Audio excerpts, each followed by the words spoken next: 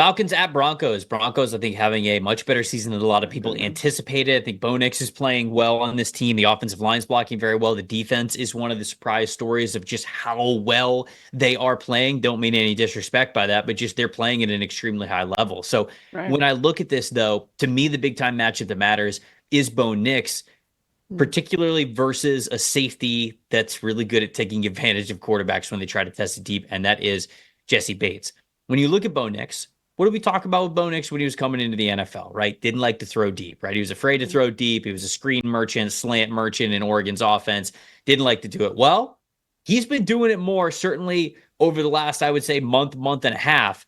2 out of the last 3 weeks, Nix has had the most attempts that he has had in a single game this season of 15 or more yards. So he is getting much more comfortable at doing it. And the one game out of that 2 out of 3, which he didn't, was last week's game against the Kansas City Chiefs.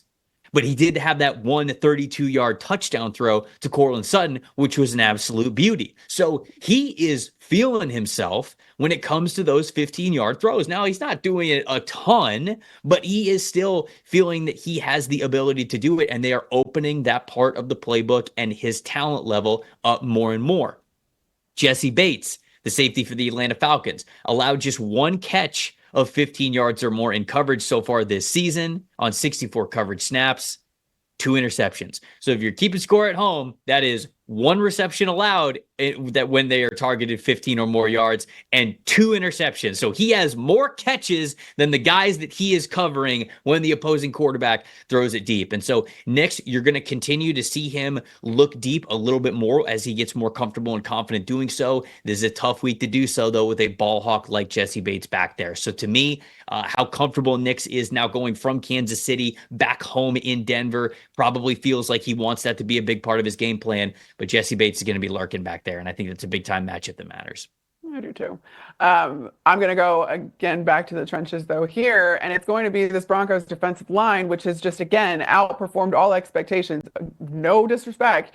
It's just that was not something we had on our bingo card coming into the season this year. There were so many question marks on this Denver defense in particular and how that was going to fare, and they've just done beautifully against this Falcons offensive line, which overall has been good, but it's in large part due to how well they are run blocking for Bijan Robinson and Tyler Algier in particular.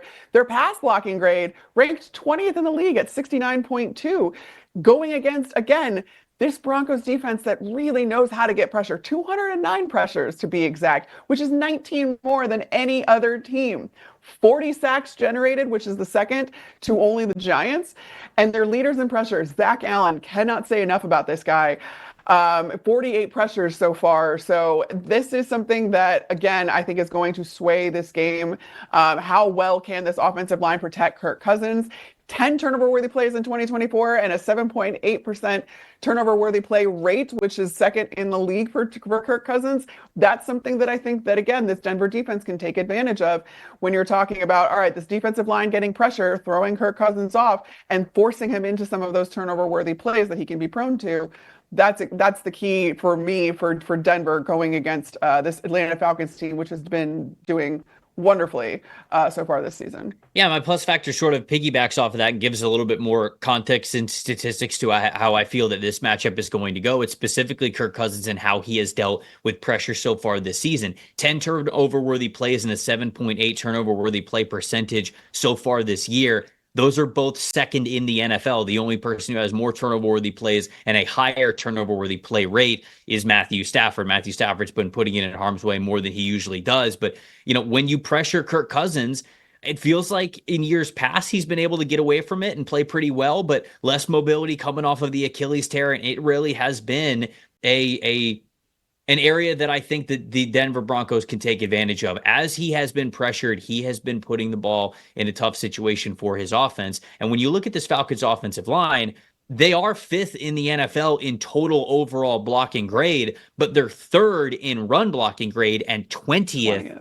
in pass blocking grade. So you mentioned some of the stars for Denver who are able to really get after the quarterback. Zach Allen's headlining a lot of that, but there's a lot of ways that they can throw resources and pass rushers at the pocket. When you pressure Cousins, he has broken down this season. And so I think that's going to be a big plus factor is can Kirk play well under pressure, because he is going to be under pressure this game.